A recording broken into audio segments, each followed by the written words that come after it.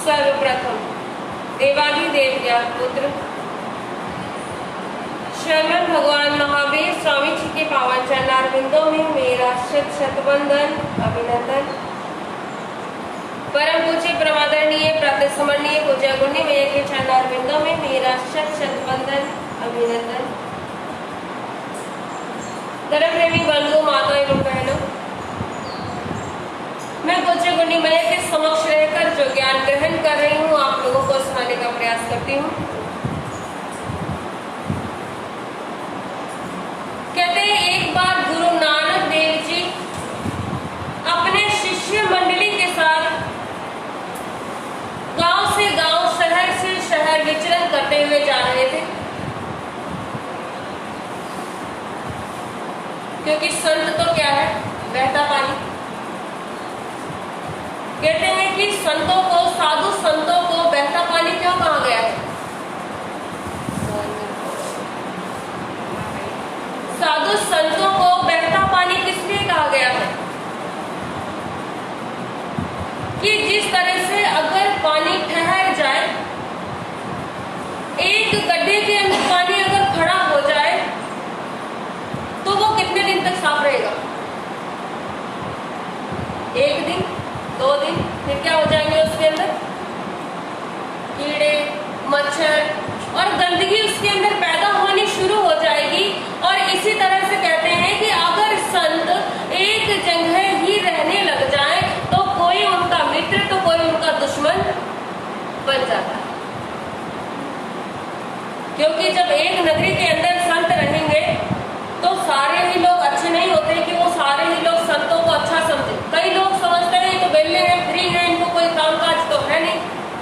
और कई लोग सोचते हैं कि हमारी नगरी के अहो भाग्य, जो हमारी नगरी धन्य हो गई, संत महात्मा के चरण हमारी नगरी में पड़ गए हैं, हमारे घर पे संत महात्मा के चरण पड़ गए हैं। तो कई लोग तो अपना अहो भाग्य समझते हैं। और कई प्राणी ऐसे होते हैं जो कि सोचते हैं इनके पास तो कोई कामकाज है नहीं, चले आते हैं मुंह उठा के। कई साधु संतों को अच्छा नहीं समझते। इसीलिए कहा गया है कि किसी भी धर्म का कोई भी संत हो तो वो चलता फिरता ही अच्छा लगता है। क्योंकि अगर एक जगह ज्यादा दिन रहेंगे तो कहीं किसी से ज्यादा मोह हो जाएगा, कहीं किसी से ज्यादा लगाव हो जाएगा। और संत कौन? जो राग और द्वेष से दूर है, जिसको ना किसी से राग है ना किसी से द्वेष है, वो होता है संत। जो परमात्मा की भक्ति में लीन है, जहाँ जा रहा है वहीं भगवान का सिमरन कर रहा है। ऐसे ही गुरु नानक देव जी गांव से गांव, शहर से शहर विचरण करते हुए जा रहे थे। अपने शिष्यों के साथ चलते चलते वो एक गांव में पहुंचे। आप लोगों ने कई बार सुनी होगी कहानी। जैसे ही वो गांव में पहुंचे, गांव में एंटर हुए ही थे तो वहां के लोग बोलने लगे, अरे देखो देखो, ना जाने कहां से भिखारी आ गए। और उनको बैठने के लिए भी नहीं कहा, खड़े हैं। तो गुरु नानक देव जी ने कहा, बंधु बहुत दूर से आए हैं, पैदल चलकर आए हैं, थक गए हैं, थोड़ी देर विश्राम करना चाहते हैं, क्या हम आपके यहाँ पर विश्राम कर सकते हैं? तो गांव वाले बोले, नहीं नहीं, यहाँ कोई विश्राम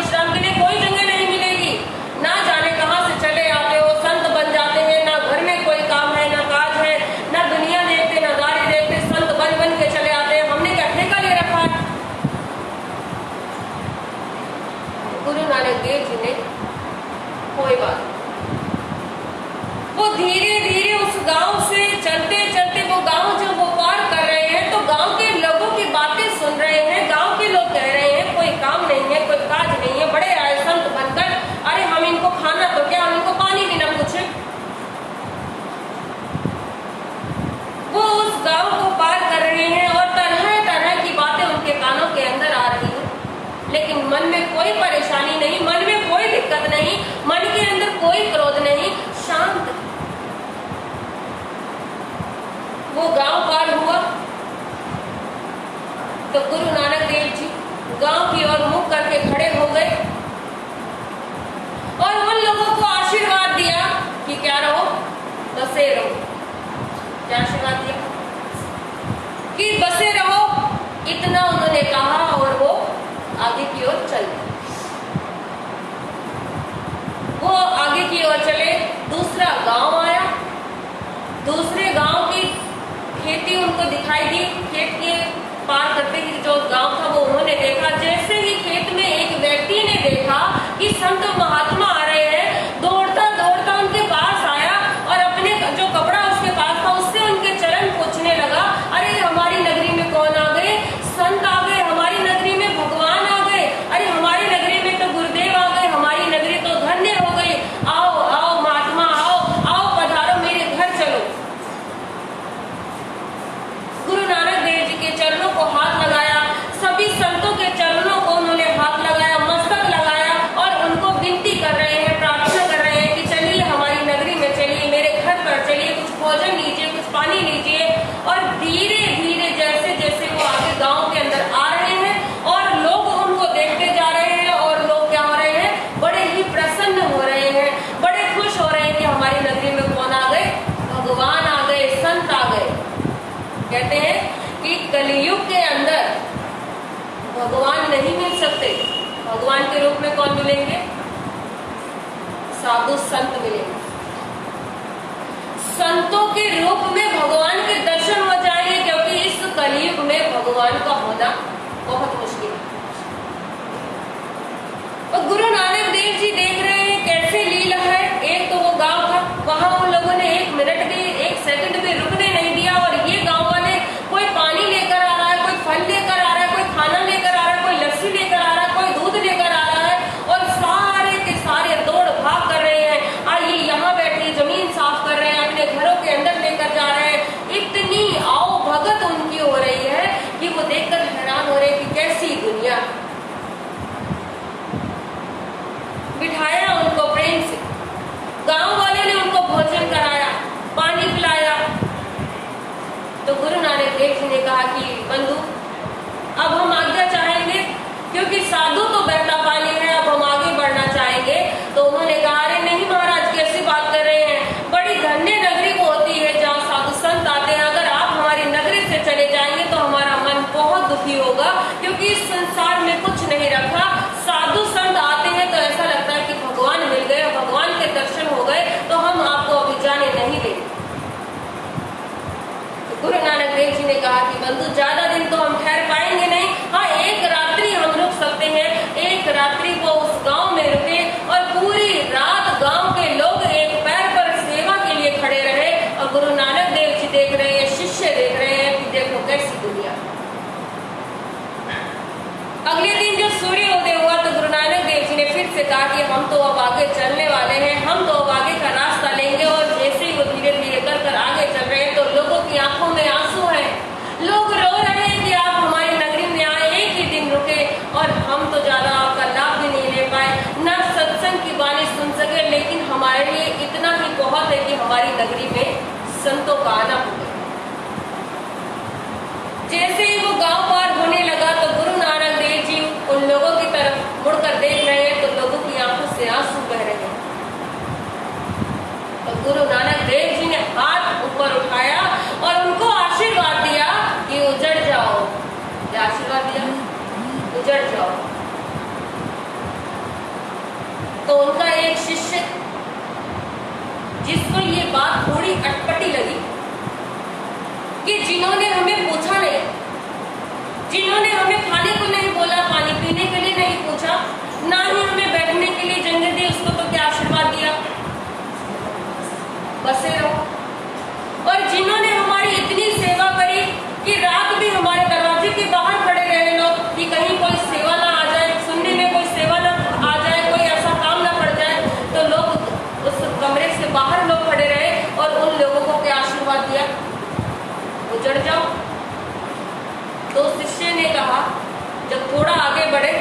शिष्य ने कहा कि गुरुदेव एक बात समझ नहीं आई। तो मैंने कहा कौन सी बात? कहने लगे ऐसी बात थी कि जब हम पहले जिस गांव में गए उन लोगों ने हमारी आओ भगत नहीं की, आपने कहा बसे रहो। जब दूसरे गांव में गए उन्होंने हमारी इतनी सेवा की, आपने कहा उजड़ जाओ। ये बात समझ नहीं आई। जिन्होंने हमारी इतनी सेवा की उनको तो क्या आशीर्वाद देना चाहिए था? बसे रहो। तो उनको क्या आशीर्वाद दे दिया? उजड़ जाओ। इसके पीछे क्या कारण है? कई बार सुना होगा ना आप लोगों ने, क्या कारण है इसके पीछे? कहते हैं कि गुरु नानक देव जी ने कहा कि बंधु इसके पीछे कारण ये है कि जो पहले गांव के लोग थे उनके अंदर बुराइयां कूट कूट कर भरी थी।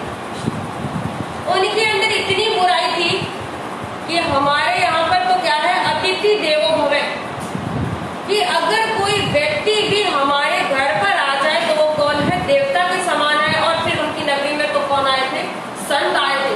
भगवान का स्वरूप संत आए थे तो उन्होंने संतों का ही सम्मान नहीं किया। तो उन लोगों के हृदय के अंदर, दिमाग के अंदर, मस्तिष्क के अंदर बुराइयां भरी हुई थी। इसीलिए मैंने उनको आशीर्वाद दिया कि बसे रहो, यानी जहां तक तुम रहोगे वहां तक तुम्हारी बुराइयां रहेंगी। अगर मैं उनको आशीर्वाद दे देता उजड़ जाओ तो वो उजड़ जाते, और उजड़ उजड़ कर जहां जहां वो जाते वहां वहां वो क्या करते? उतनी उतनी वो बुराइयों को फैलाते। और जो दूसरे गांव वाले थे जिन्होंने हमारी इतनी सेवा करी, हमारी इतनी आओ भगत करी, उनको मैंने आशीर्वाद दिया। क्या दिया? तो उजड़ जाओ के पीछे का जो मेरा कारण था वो ये था कि तुम जहां जहां भी जाओगे वहां वहां क्या करोगे? अच्छाई को फैलाओगे। जहां जहां भी जाओगे अच्छी अच्छी बातें लोगों को बताओगे। जो लोग बुरे भी होंगे, ये गांव के लोग जहां जहां भी जाएंगे उन बुरे बुरे लोगों को भी क्या कर देंगे? अच्छा बना देंगे। उन बुरे बुरे लोगों के दिमागों को भी ये लोग अच्छा कर देंगे, क्योंकि ये लोग साधु संतों का सम्मान करना जानते हैं, साधु संतों का सत्कार करना जानते हैं, और ये जानते हैं कि जिंदगी जीना कैसे होता है। इसीलिए भगवान कहते हैं कि बंधु अपने हृदय के अंदर अच्छाइयों को ले आओ। बुरा तो देखने चलोगे तो दुनिया में क्या है? सभी बुरे हम हैं, हम भी बुरे हैं। बुराई हर किसी के अंदर है, लेकिन अपनी जो बुराई वाली दृष्टि है उसको बंद कर लो और जो अच्छाई वाली दृष्टि है उसको खोल लो। कभी भी किसी की बुराई करने के लिए अपना समय बर्बाद मत करो। भगवान की भक्ति करने के लिए अपना समय बर्बाद करो, लेकिन कभी किसी की बुराई करने के लिए अपना समय बर्बाद मत करो। क्यों? क्योंकि कहते हैं कि जहां जितनी देर हम बैठकर भगवान की भक्ति करेंगे उतनी देर वो स्थान क्या बन जाएगा? मंदिर बन जाएगा। जरूरी नहीं है कि आप उठकर मंदिर जाओ तो ही मंदिर मंदिर बनेगा। आप जहां कहीं भी बैठकर भगवान का नाम ले लेंगे वो स्थान क्या बन जाएगा? मंदिर बन जाएगा। अपनी निगाहों के अंदर अच्छाई का चश्मा लगा लीजिए। जो भी कहीं बुरा दिखने लगे तो अपनी उन बुराई वाली आंखों को बंद कर लीजिए और अच्छाई को देखिए। दुनिया के अंदर बहुत अच्छाई है, बहुत अच्छे लोग भी हैं। और अगर लगे कि कोई ये व्यक्ति बुरा है तो सोचो वो बुरा नहीं, उससे पहले कौन बुरा है? हम बुरे। कहते ना बुरा बुरा सबको कहो, बुरा नदी से कोई, जो घर सोचो आपना गुस्सा बुरा न कोई।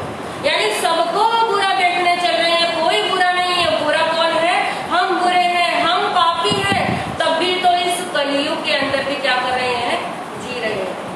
अगर हम अच्छे होते, धर्मात्मा होते तो अब तक तो क्या हो जाता? कल्याण हो जाता। अब तक तो मुक्ति हो जाती, अब तक तो मोक्ष मिल जाता। लेकिन हम पापी हैं, हम निधम हैं, हम अधम हैं, तभी तो हम क्या है?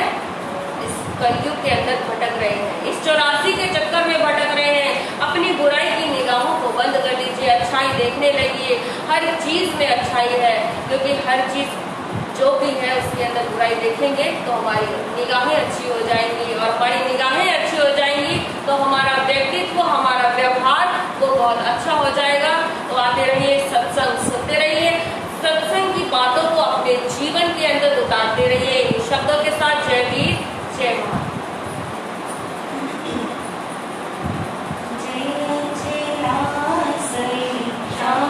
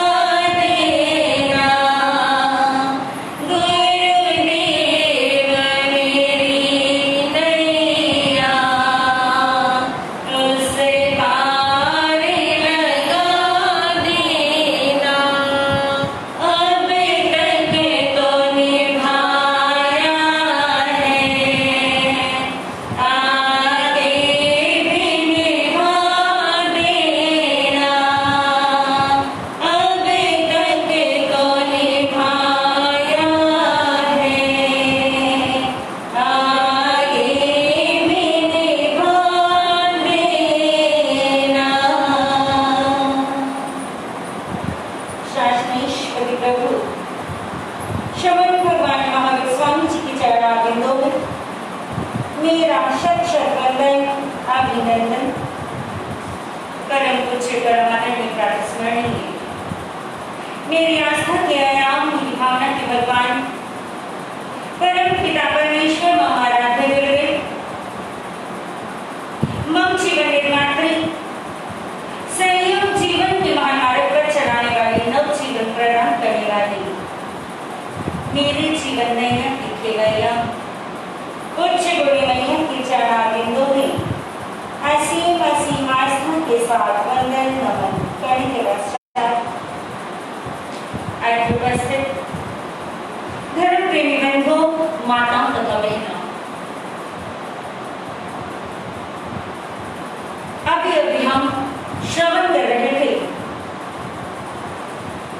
कि इंसान जब बुरा देखने चलता है तो उसे बुरा ही बुरा नजर आता है, अच्छा देखने चले तो उसे बुराई में भी अच्छाई नजर आ जाती है, परंतु अगर उसकी दृष्टि में दोष आ जाए तो फिर उसे अच्छाई कहीं पर भी नजर नहीं आती, क्योंकि कहते हैं जिसे बुराई देखनी है वो चांद में भी दाग ढूंढ लेता है, जिसे बुराई देखनी है वो चांद में भी दाग देख लेता है, और जिसे अच्छाई देखनी है वो तपते हुए सूरज में भी रोशनी ढूंढ लेता है।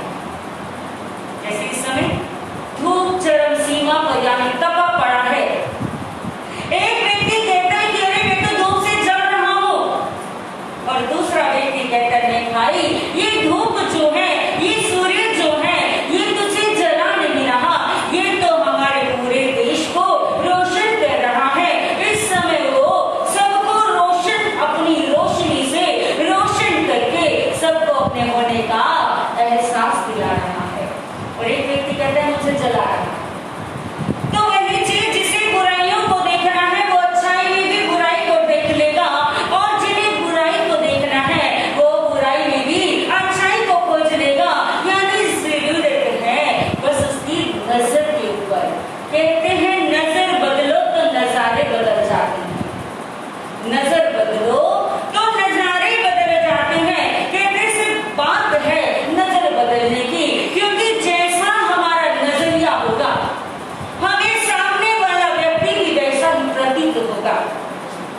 जैसे एक व्यक्ति एक वृक्ष के नीचे सोया हुआ है, और वो तो सो रहा है, अब उधर से चोर निकला, चोर ने देखा और देखा वो बड़े आराम से सो रहा है, तो चोर सोचने लगा हो लगता है ये भी मेरी तरह चोर है, लगता है आज ना कामयाब रहा, आज ये चोरी नहीं कर सका, लगता है चोरी करने के चक्कर में बहुत घुमा होगा और इसके हाथ आज कुछ भी पल्ले नहीं लगा, इसलिए ये यहाँ पे सो रहा है।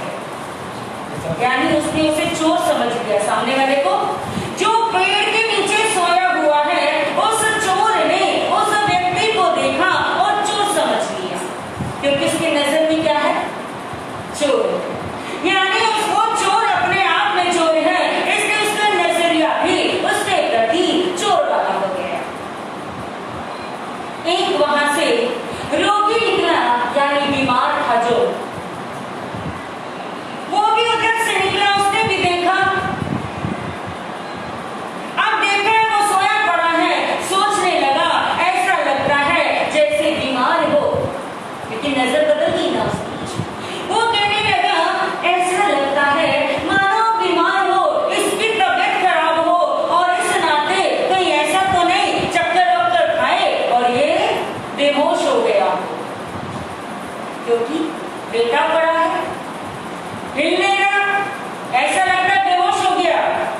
मैं भी तो हो जाता हूँ, मैं भी बीमार रहता हूँ जब देखो, क्योंकि ऐसा होता है ना, जैसे आप किसी के यहाँ पे पूछने गए, किसी की तबीयत खराब है, मानो उसका ऑपरेशन हुआ है, सपोज उसका ऑपरेशन हुआ और आप उसका हालचाल पूछने गए और आपका कभी पहले ऑपरेशन हुआ हो, तो अपन लोग क्या करते हैं?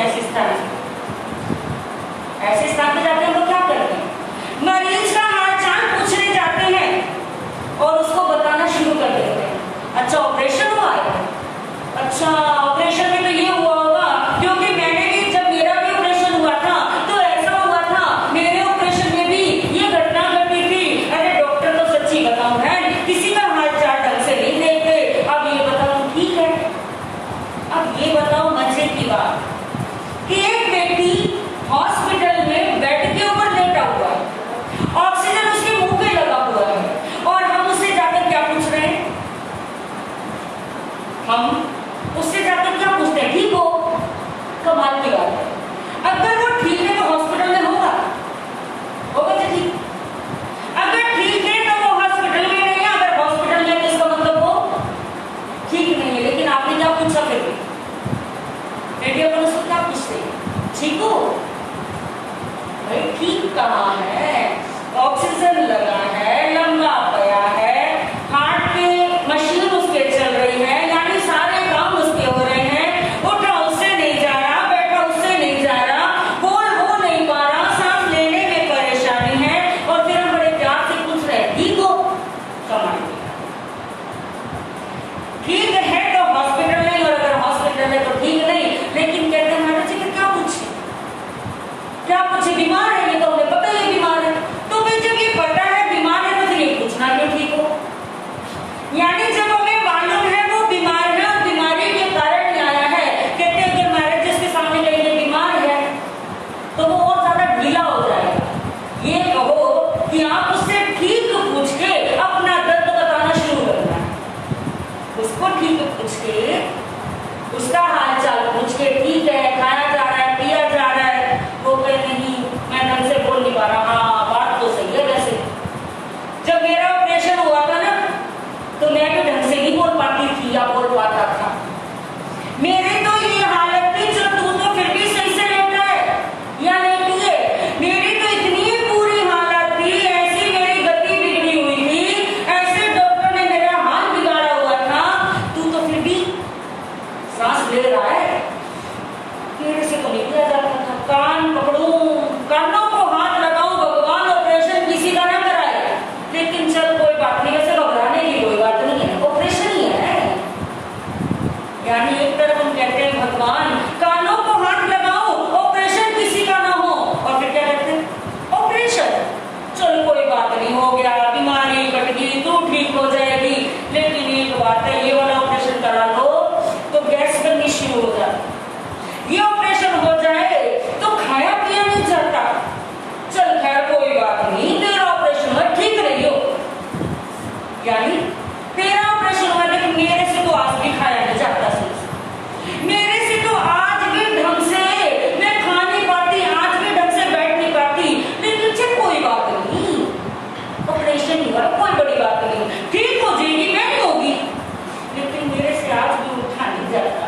मैं ठीक कराएगी हो, फिर ठीक कराएगी हो गई। यानी आप उसे हौसला देने गए थे या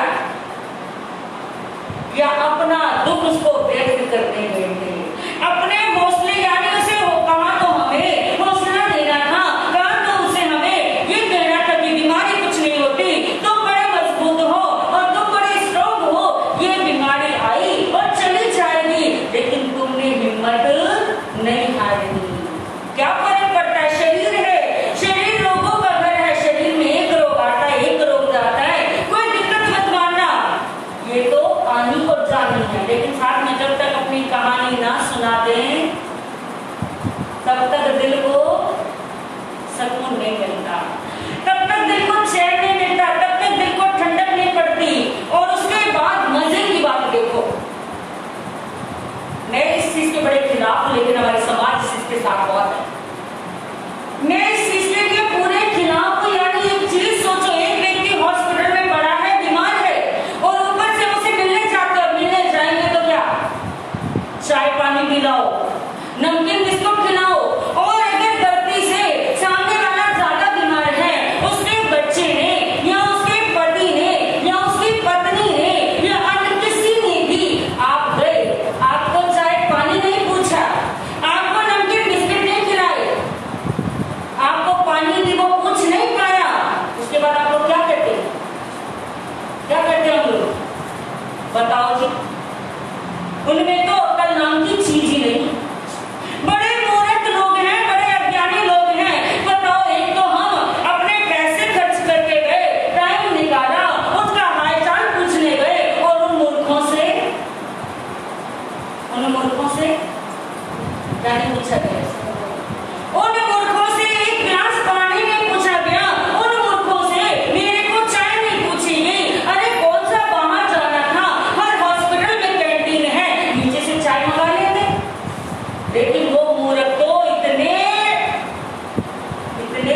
गिरे हुए हैं, इतने कंजूस हैं कि बताओ वो बीमार पड़ी हैं और हम लोगों को पानी नहीं पूछा। आप लोग जश्न में गए थे, उनके शादी ब्याह में गए थे, जो आपको चाय पूछते, पानी पूछते, मट्ठी पूछते, नमकीन पूछते, आपके आगे पीछे घूमते, जश्न में गए थे आप लोग? कहाँ गए? आज की हकीकत तो ये है कि अगर किसी के मरे पे भी जाते हैं, आज की हकीकत ये है अगर किसी के मरे पे भी जाते हैं, किसी के दुख के समय भी जाते हैं, तो वहां भी हम लोग सबसे पहले खाना पीना टटोल देते हैं।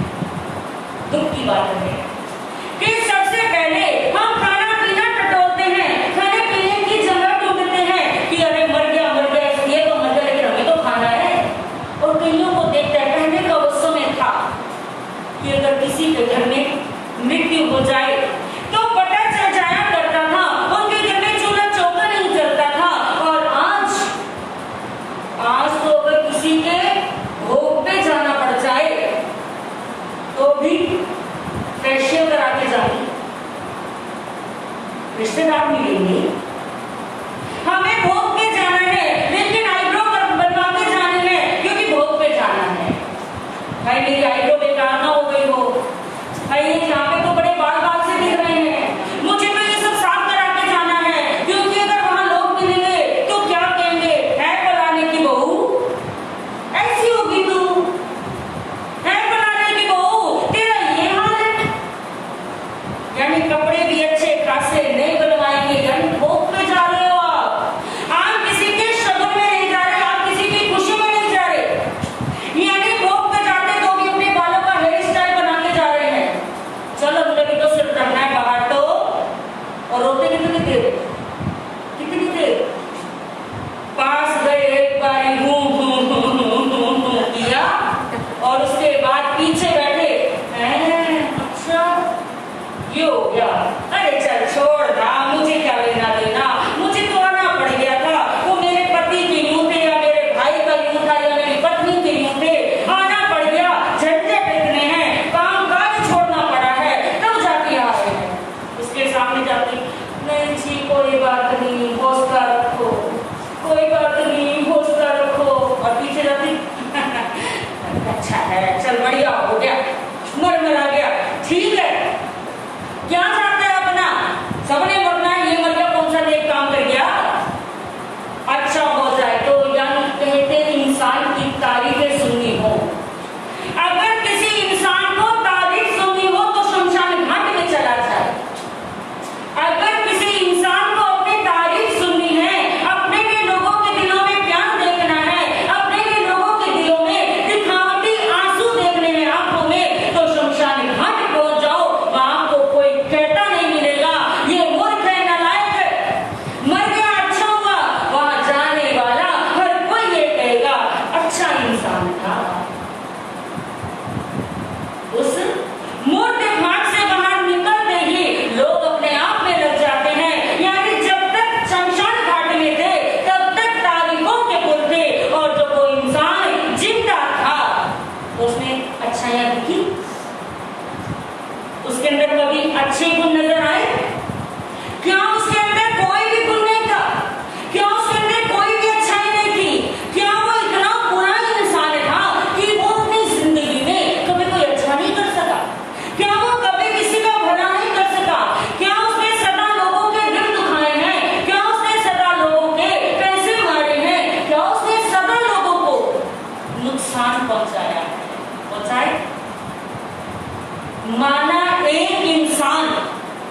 माना एक इंसान अपने पूरे परिवार वालों का प्यारा नहीं हो सकता। एक इंसान अपने पूरे परिवार वालों का प्यारा नहीं हो सकता, क्योंकि नेचुरल सी बात है, अगर घर में 4 प्राणी हैं, एक को अच्छा लगेगा तो दूसरे को बुरा जरूर लग जाएगा।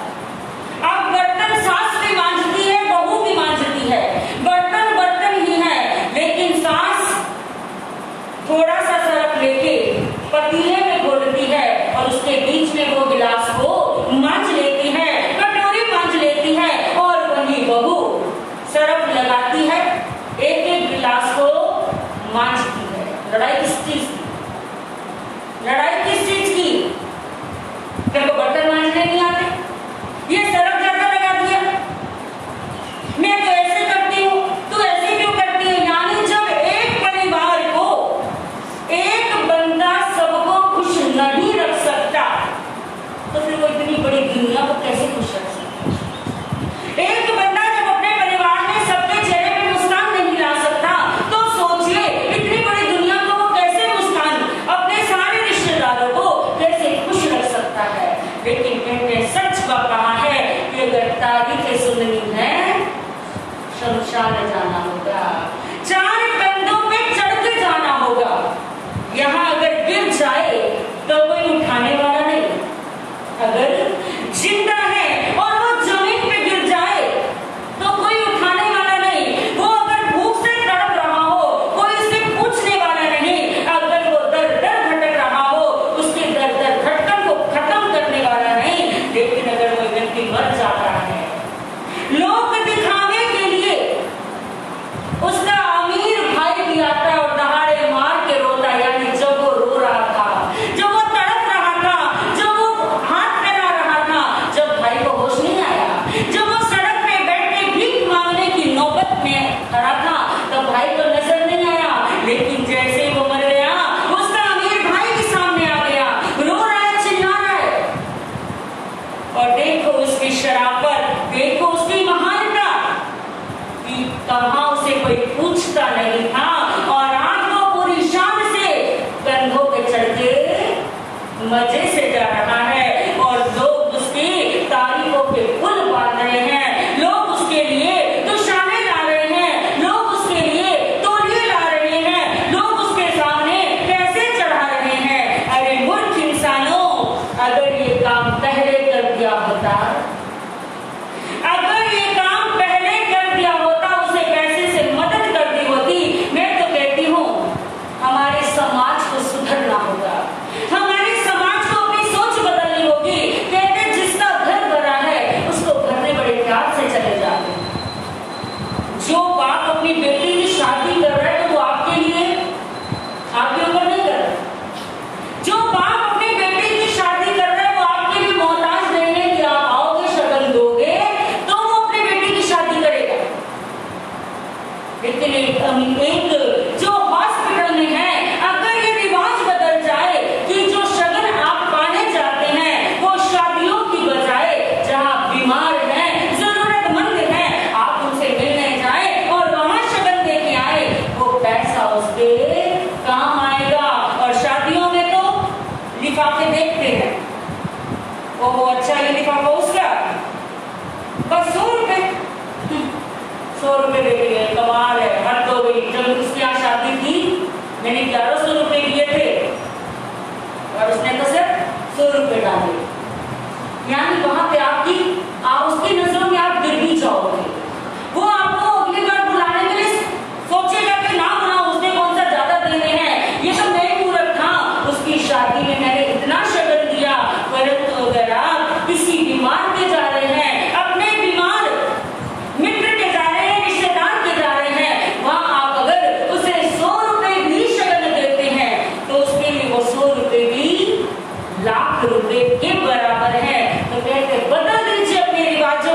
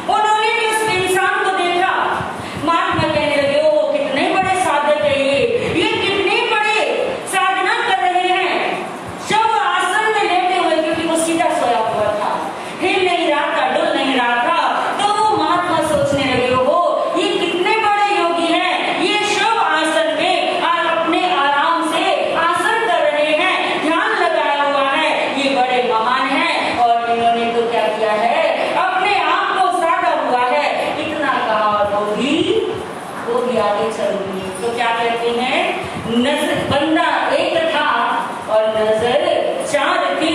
जैसी नजर हमने रखी वैसे ही नजारे हमें सामने दिख गए। चोर ने चोर समझा, मुसाफिर ने मुसाफिर, रोगी ने रोगी समझा और योगी ने योगी समझ लिया। तो बात सिर्फ नजर की है। नजर बदल जाए तो नजारे बदल जाएंगे। इसलिए मेरे बंधुओं, अपनी आंखों का ध्यान दो कि ये आंखें किसी की बुराई ना देखें, क्योंकि बुराई देखने चले तो भगवान में ढूंढ देते हैं। जैसे आजकल लोग कहते हैं, आज लोग बहुत एडवांस है, बहुत एडवांस, यानी लोगों की सोच बहुत एडवांस है। लोग ढूंढते हैं श्री रामचंद्र जी में बुराइयां। अरे कितना मूर्ख इंसान था, उसके बाप ने उसे सजा दी थी और वो अपने साथ साथ में अपनी बीवी को ले गया। उसके बाद अरे कितना पागल इंसान था वो कि उसने क्या किया, वो रावण के पास रह के आया, उसे बड़े आराम से उसने घर रख लिया। उसके बाद कानों का कितना बच्चा था, लोगों के बात सुन उसे घर से निकाल दिया। राम जी अच्छे थे, क्या मर्यादा थी उनके अंदर, जो अपनी पत्नी की रक्षा नहीं कर पाए, पत्नी को संभाल नहीं पाए, पत्नी पे विश्वास नहीं कर पाए, ऐसे होते मर्यादा।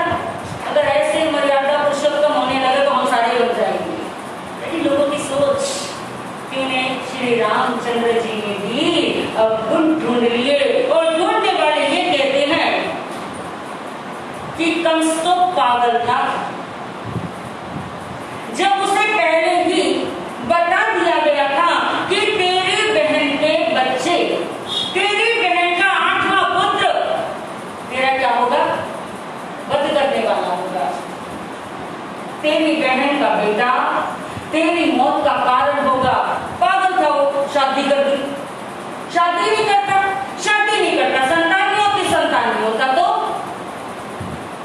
संतान नहीं होती तो फिर कंस मरता नहीं, मरता। पागल का कंस। और चलो और देखो उसकी पागलपन, जब शादी भी कर दी, जेल में डाल दिया, और जेल में डाला भी तो दोनों को इकट्ठे डाल दिया, अलग अलग डाल देता। पता ही था कि उसको मारने वाला पैदा होगा, अरे ऐसा साधन ही क्यों बैठाया। यानी ये आजकल के लोगों की सोच है कि जब वो बुराई ढूंढने चलते हैं तो वो भगवान में भी बुराइयों को ढूंढ लेते हैं, और जिन्हें अच्छाई ढूंढनी हो तो वो कूड़े में भी लाल को पहचान लेते हैं। गुदड़ी में अगर पड़ा हुआ लाल है तो पहचानने वाला होगा, वो गुदड़ी में छिपे हुए लाल को भी पहचान लेगा। और अगर बुरी नजर आ जाए तो भगवान के सामने खड़ा हो, उससे भी चल कह के, हट कह के वो आगे से निकल जाएगा। तो मेरे बंधुओं, सिर्फ जरूरत है इसको देखने की। तो दूसरों को देखना है, महाराज जी आंखें दूसरों को देखने के लिए दी, ये आंखें दी हैं दूसरों को देखने के लिए। लेकिन ये आंखें क्यों दी थी, क्यों मिली है ये आंखें हमें? ये आंखें हमें इसलिए मिली थी कि आप इन आंखों से सत्य असत्य का ज्ञान करो, बुराई और अच्छाई को पहचान जाओ कि कौन बुरा कर रहा है। यानी ये मत देखो कौन बुरा कर रहा है, ये देखो कि मैं तो बुरा नहीं कर रहा, मेरे द्वारा तो कोई बुरा नहीं हो रहा, मैं किसी को गलत तो नहीं कह रहा, मैं किसी में मिलावट तो नहीं कर रहा। ऐसा तो नहीं कि लाल मिर्ची कहके उसमें लाल रंग मिला रहा हूँ, या फिर उसको कौन, क्योंकि लाल मिर्च ऐसे उसे कोई भी चक्कर देख सकता है। जब आप मसाले लेने जाते हो, लाल मिर्च खरीदते हो तो उसको चखते हो। लेकिन इंसान की सोच देखो, यानी इंसान को देखो, उसकी नजर देखो, उसकी सोच देखो। जब वो अमरूद लेने जाता है तो अमरूद वाले से क्या कहता है, भाई अमरूद कैसा होना चाहिए। जब वो अमरूद लेने जाता है, अमरूद वाले से पूछता है, यानी रेडी वाले से पूछता है, भाई अमरूद मीठा है? कहता हाँ भाई बहुत मीठा। अच्छा भाई इसमें नमक लगा कर दो। कमाल की सोच है लोगों की, अमरूद मीठा खाना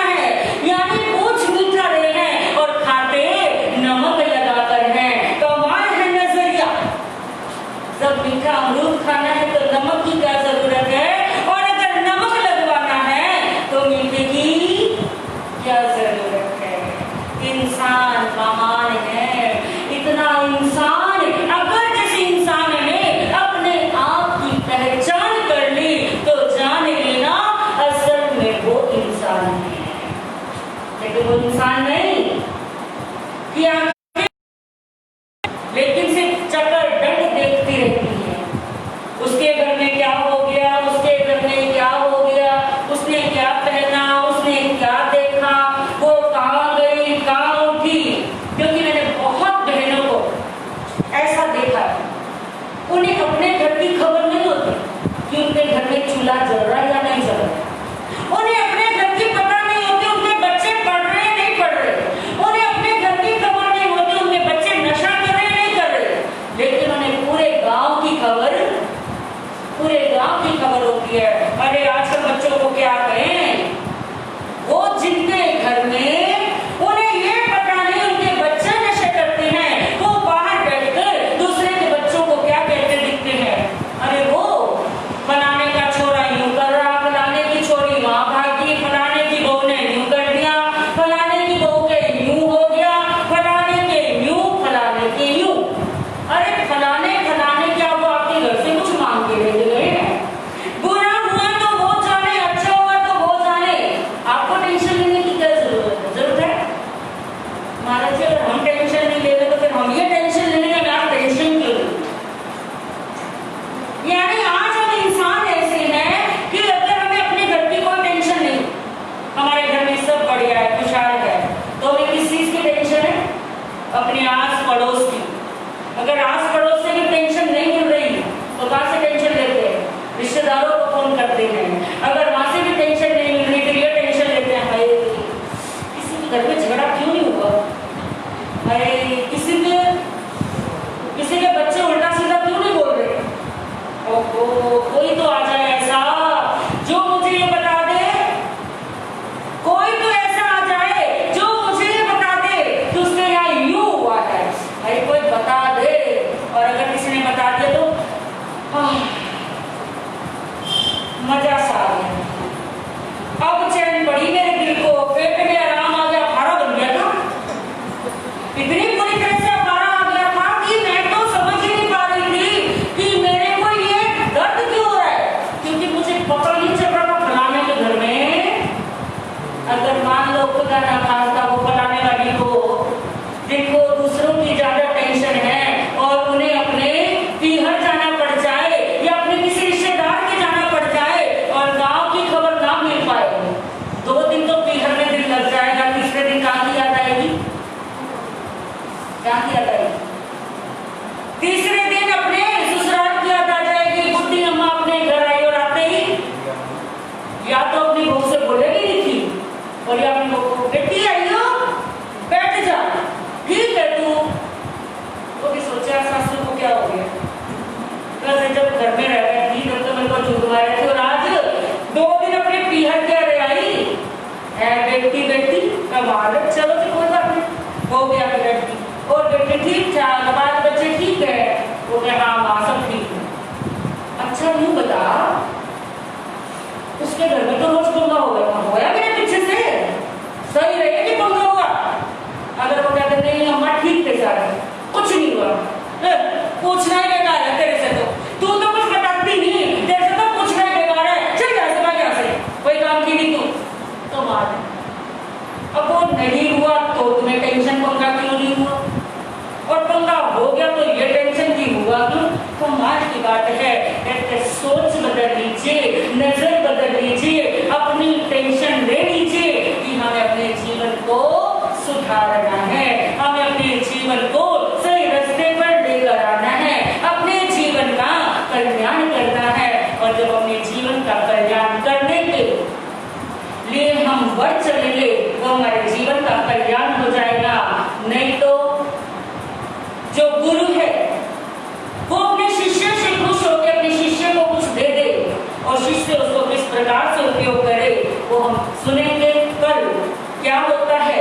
लेकिन कहते इंसान अगर ये सोच ले, जिस दिन उसकी नजरों में ये हो जाए वो क्या कहने लगे, नहीं मुझसा कोई अगवनी छिपापी सर